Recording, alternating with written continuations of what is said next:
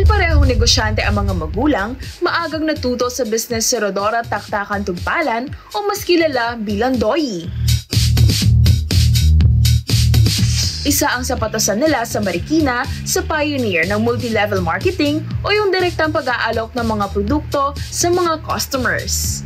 Sa edad na 19 na taong gulang, si Doyi na ang namamahala ng kanilang shoe business sa Marikina, simula sa operations, sales, at marketing. Kaya naman maagang natuto si Doyi sa pasikot-sikot na negosyo. Pero dahil sa kagustuhan niya makagawa ng sariling pangalan, nagdesisyon si Doyi na magtayo ng sariling negosyo at mag-focus sa paggawa ng vitamin drinks. And after 20 years in the business, isa si Doyi at ang kanyang kumpanya sa most trusted company sa larangan ng multi-level marketing in the Philippines.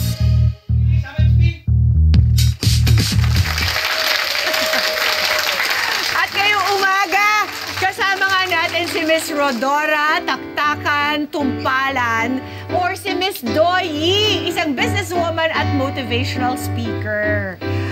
Welcome! And nice to see you again, Yes, Pia, after 7 years. Oo nga. Oo, last time you interviewed me was 7 years ago. Oo nga. At iba naman ang title ng programa namin. Yes. 40 is the, The new new 30. Yes, because I was 47 then. Kasi naman si Miss Doyi, di ba? Fabulous! Thank you. Diba? Kamusta ka naman, Miss Doyi, all these years? I always say great. Kaya we always greet each other sa aking kumpanya na great morning. Great morning. Yes. From the time that I interviewed you, mas lalo bang nag-expand ang iyong products, ang iyong business? Oo. Wow. Yes. Eh, ito na nga, a lot of Filipinos kasi medyo ilang sila na mag-start ng sarili nilang negosyo. Bakit nga ba, Miss Doyi? Parang a lot of them talagang ang kanilang orientation is graduate at maghanap ng trabaho. Tama naman yun. Kasi yun talaga yung palaging mindset ng maraming Pinoy, maraming Pilipino. Pero number one is, kaya siguro maraming takot ay dahil yung paniniwala sa sarili. Yung belief. Because there's power in believing in yourself. Kasi kapag hindi ka naniniwala na kaya mo mag-succeed, syempre, lahat na gagawin mo, takot ka. Now, palagi ko nasasabi, there's no perfect timing. Walang perfect timing, only perfect mindset.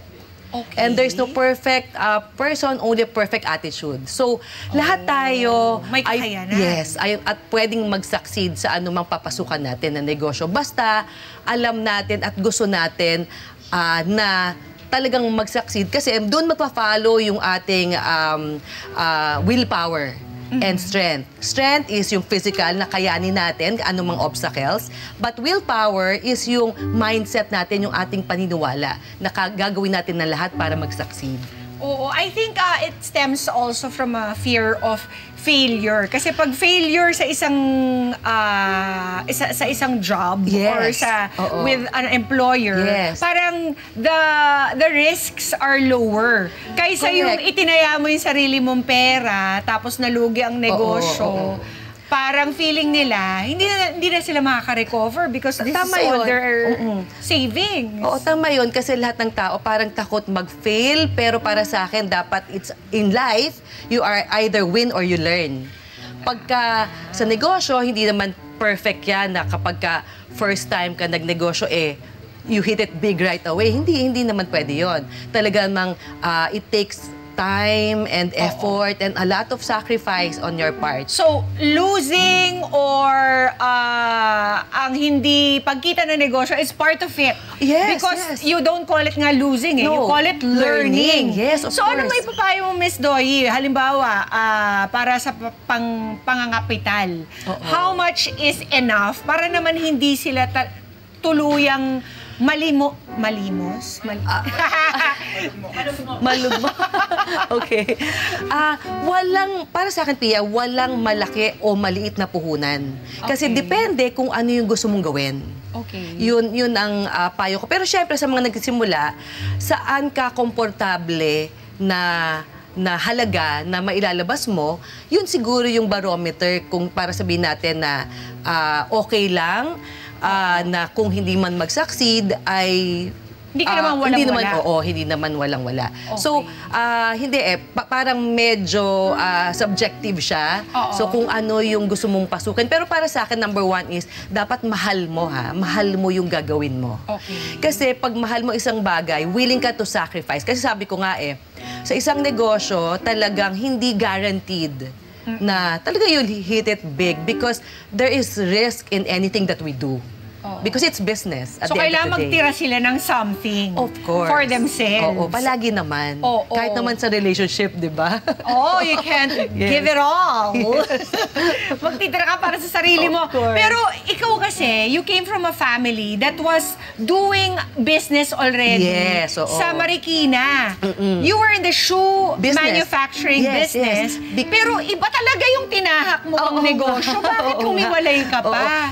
Actually, related pa rin siya nung simula because I started 22 years ago with First Quadrant na ang binebenta namin ay Filipino-made products, especially yung sapatos because during that time, my advocacy was to revive the shoe industry. Correct. And yung naisip ko, the only way to do it is, and to do it fast. Kasi nga, medyo malaki na yung nakakain na market ng China-made products versus yung Marikina-made products. So, little by little, at para sa akin, wala nang panahon para kumbaga, dapat mabilis. Ang naisip ko was a model na multi-level marketing. Na para kung saan ay maraming tao magtutulungan para mag-promote ng gawang Marikina at yun yung naging model ko. At nag-succeed naman talaga ako doon. Kaya related din siya sa shoes because it was an advocacy to begin with. Kasi dala yun ng kagustuhan ko na ma-revive at ma-resuscitate yung industry ng sapatusan sa Marikina. So explain mo sa mga kada natin itong multi-level marketing na kung minsan ay kapag naririnig ng iba, mas natatakot at mas nagiging apprehensive kasi marami na rin ng naloko dito in the past. Naiintindihan ko talaga kung saan nanggagaling yung iba kapag narinig nila ay palaging may stigma. 22 years ago when I started the business, talaga namang grabe yung blood, sweat, and tears talaga ang puhunan dito, Miss Pia, kasi talagang maraming mas takot kesa mas bilib. Understandably, because marami talagang naloko during that time. Tapos, yung word na pyramiding, naka-associate siya with that. So kaya, alam mo, Miss Pia, yung struggle ko was not when I was about to start, no. When I was already into it. Doon talaga yung maraming challenges and sacrifices on my part because I really have to explain to a lot of people and prove to them that for me, this is one of the most equitable business model there is. Ibig sabihin na... Kasi minomobilize mo ang mga ibang tao na magbenta with you. Correct. And hindi ito, wala siyang, kumbaga, para sa lahat kung ikaw man, whatever your age is, basta 18 years old and above sana, no? Kasi dapat naiintindihan mo kung ano pinapasok mo. Gender is not an issue. Age. Pwede magbenta, ibig sabihin. Lahat ng tao pwede magbenta. Correct. Or educational attainment is never an issue. But that's another thing that people are apprehensive about. Marami sa atin ang kanilang paniniwala ay hindi sila marunong magbenta. Katulad ko. Ay, naku, hindi I'm not like my husband na talagang he can shut up anybody. Kayang-kaya niya talagang bentahan ang kung sino man at kaibiganin. Paano kung shy? Sa simula talaga, marami talaga na yan ang problema, mahiyain. Pero alam nyo, ang Pilipino kasi kahit nasaan, kaya nga yung network ng Pinoy, di ba kahit nasa ang sulok ng mundo ay meron kakilala, may Pinoy na mamimit. So siguro, at saka sa simula mahiyain ang Pinoy, pero pagka naging friend mo na, pag nakakwentuhan mo na, pagka meron ka nang nakita na, you have something in common, ayan na, wala nang katapusan na chismisan. Kaya, Para sa akin, lahat ng Pinoy ay marunong magbenta. Naku, Miss Doy, baka pwede mo naman kami bigyan ng konting sample. For instance, I'm sure you had to do this once upon a time yourself. Yes. So, paano ba para sa mga kada nating nanonood ngayon, para mabigyan sila ng idea, kung hindi nila kilala ang isang tao, how will you approach this person and sell to them something? Kasi ang First Vita Plus kasi is both health and health and wealth yung ina-address namin. Pagka kasi nagtayo ka ng isang negosyo, dapat meron kang sinusolusyonan. That's the best product to sell. Yung meron kang solusyon, may solusyon ka sa problema. You're solving a need. Problem, yes, and a need. So, ganyan. ano bang pwede natin gawing example dito dahil hindi natin pwede gamitin yung produkto mo? Baka i-charge tayo ni Kaloy. Ayan, nakikita ko siya sa sales namin. Ito na lang, kunwari, throw pillow. Okay, Miss Pia. Throw pillow? Anong gusto niyo, Miss Doy? Hindi, kunyari, ikaw na lang, Miss Pia. Bebentahan kita, kunyari. Okay. So, alam ko na every day, you do this every single day. Okay. And you need to be physically alert, fit, and healthy. Correct. Diba? So, pero produkto ko pala yung... Bawal! Ayun na nilalang, singilin na tayo ni Kaloy. Huwag mo ako singilin. Kunwari na lang, water bottle. Ayan. Oo, sige. Kunyari Carlo, water bottle. bigay mo yung water bottle ko. Ibibenta sa akin ni Miss Doy. Okay. So, lahat kailangan hydrated, Miss Pia, di ba? So, ibig sabihin, saan... Kunwari hindi mo ako kilala. Hindi kita kilala, okay.